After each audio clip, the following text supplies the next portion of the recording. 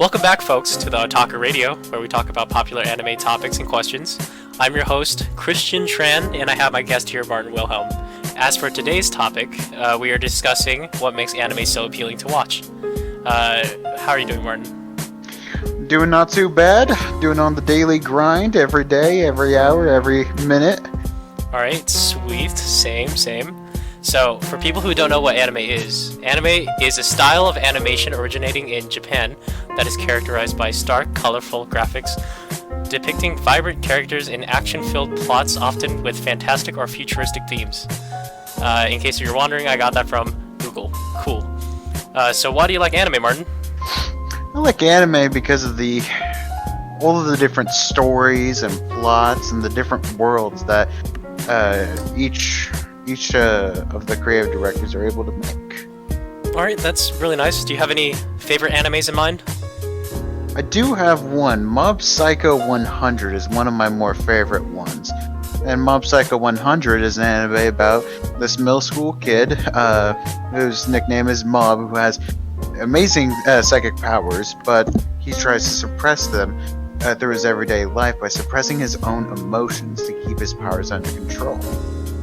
I really like how the show gives Mob the appearance and the power of near limitless power, and instead of using it to save the world, go around stopping world hunger, so on and so forth, it's a burden to him. He's constantly trying to hold himself back because it can be so explosive for him. So he's trying those around him. Yeah, so he's trying to control his powers through his emotions, since his powers is linked to his emotions directly, but he tries to suppress it, sort of limiting himself through social interaction. So he's not a guy who's popular, pretty much. But it's ironic because he has all these magical psychic powers, psychic abilities, but he just doesn't want to abuse them because it's against his morals, which is a very nice moral to go by. So what is this your favorite genre, or do you have other genres that you're interested in? My favorite genre is comedy, and that's because I like, I like feeling happy. Don't like feeling dead inside on a daily basis through life in general. And comedy is a really nice way to not feel that way. I mean, that is a really good way to put comedy. I mean, comedy in its bare form is just wacky actions or jokes that just make us giggle on the inside and make us feel nice. So, I do like anime that is based off of comedy. Comedy is a very nice way to go by. But anyway, how do you feel about the art style? What makes the art style unique to you in anime? I like the art in anime.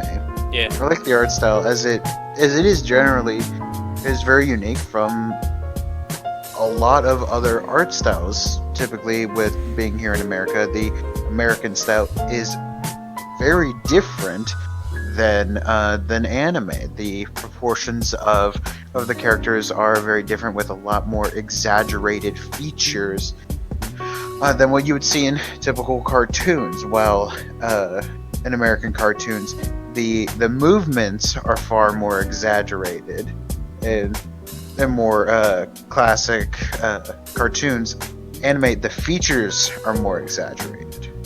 I think it's unique. That's a very nice way to put it. How did you feel when watching the show? How I feel when watching the show is I liked the different comedy portions with Mob. He comes across quite a few unfortunate situations that lead to very nice comedic points.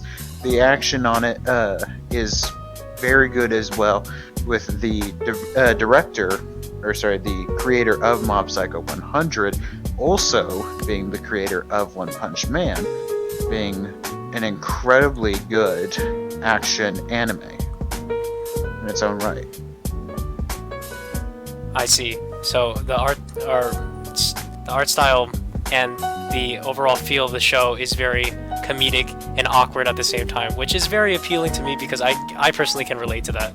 I can relate my daily awkwardness situations to his awkward, not having ultimate psychic abilities, but just watching him interact with normal people, knowing that he has this limitless power, but he doesn't want to use it. It's kind of funny. Yeah. He gets stuck in the wrong places where he shouldn't be, and he's just really innocent. He's only a middle schooler, but he has all this limitless power. It's a really funny concept. But going outside of anime into the real life IRL, do you have any good or bad experiences with anime? With the anime in real life, Yeah. weeaboos. just that one word. Weeaboos. Weeaboo. No, in real life, Go ahead and elaborate on weeaboos. on weeaboos, so- on my previous answer. All right. Yeah, go ahead. I will do. Weeaboos are people who are very much so into anime and anime culture, and have really taken it upon themselves to that they believe that Japanese culture is far better than everything else. They really live by anime. They live, breathe, die by anime. And So somebody- so personally, I see that. So you encountered these type of people. How do you feel about them? they're entitled to like what they like, but for me personally, I am not that extreme. I don't like anime to the extent that they do, and they can get a little bit annoying. I would say liking anime, they sort of base their personalities around what the anime characters do, and anime characters are already outrageous, so they try to mimic that sort of energy. But you know, when you try to act like something that's not real, you know, it's trying to roleplay as Superman pretty much every single day of your life. It doesn't make any sense, and it doesn't make any sense to people around you. You know, stuff like that. That's how I feel. Yeah, it's People are impressionable, you know. yeah, sometimes it's just really hard to look at. Sometimes it's just a bit much. Honestly, it is.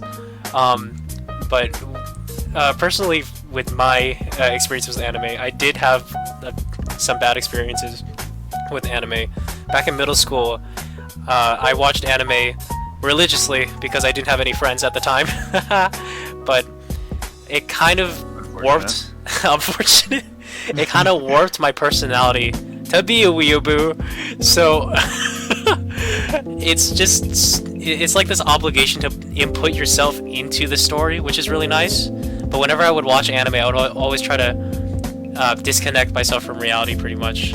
So I base my personality again off of the character, just like weeaboos, and I kind of, oh man, I was just a really annoying kid back then, because I thought I had an unawakened power in middle school. That's why I sort of acted like a loner on purpose. I was just not sociable because I thought that's how people would notice you. You know, like if you're invisible, then maybe they'll notice you. But that only happens in anime. So I kept You thinking, gotta sit at the corner seat, looking out the window. I kept thinking Every important anime character does. I kept thinking, like, man, I guess these people, like, I would walk by people and I'd be like, man, how unlucky for these people. They don't even know my true power. They haven't seen the true me. Like, I may seem edgy on the outside, but I'm actually on the inside. I'm actually a very nice person on the inside. But yeah, reality doesn't like to go on anime's terms, so that was a terrible middle school experience. I'm just glad I did a 180. That was a terrible point in my life. Holy shit. Alright. But did you learn anything from anime? Like any lessons? Personally for me, I would say Mob Psycho and other animes taught me how to persevere and sort of have self-respect and self-preservation, you know? Sort of like, don't do stupid things, but, you know, don't do stupid things because the side characters would do that all the time and they would die, stuff like that. So did you, yeah, so did you learn anything valuable, like any valuable lessons from anime? Any valuable lessons from anime. Yeah. You know, and in a lot of storytelling, there's always the theme. There's always a message. And Yeah. there isn't anything too particular that I really learned from anime. One thing I can note is that a lot of the times, really in all storytelling, it's the good guy that prevails. The good guy is typically the one who is nice. Ah, that's a very so it's like sort of be nice, be a decent person. In anime, very typically, they highlight the good traits and then they highlight why all the bad traits for the antagonist are wrong. And typically they convert him in the end. I see. So yeah. Of course. Yeah, I mean, being a decent person and sort of realizing that just because someone's bad doesn't mean they're always bad, you know? Sort of like, they also have complex things going on too. I think anime does open up perspectives, you know? Because it sort of, anime sort of does like this analysis of each character. Like, you can see the point of view of the protagonist, and then you see the point of view of the antagonist, and then you can sort of form your own opinions based off of that. And just learning that everyone has their own perspectives and opinions is just very nice. Self-awareness, pretty much. So yeah, that's a very nice lesson to learn. But moving on to our final question though. Why do you watch anime rather than watching mainstream shows like Game of Thrones or Breaking Bad? A lot of the mainstream shows, especially real life shows, they're mainly drama. A lot of them are drama. That is not my favorite kind of thing. I like anime more particularly because of the way that you can tell stories, or more fantasy stories, a lot better through animation because you're not limited by real life.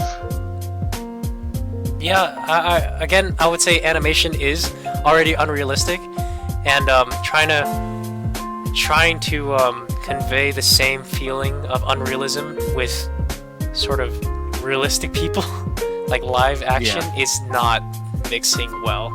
So you're already relating unrealistic to unrealistic, which is really nice in anime, because you already know it's really outrageous. The art style is weird, and the effects and storyline is also really weird.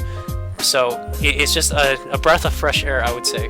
Like a much more unique plot line and everything compared to the 12 fucking dramas that ABC would push out every single month. It's just the same plot with a different twist, pretty much. So I too just prefer anime for those reasons. So, but thank you so much, Martin. That's all the time we have today. Please tune in to the next episode where we talk about favorite Japanese food. Thank you guys so much, and have a good day. You're a terrible host, by the way. Fuck you.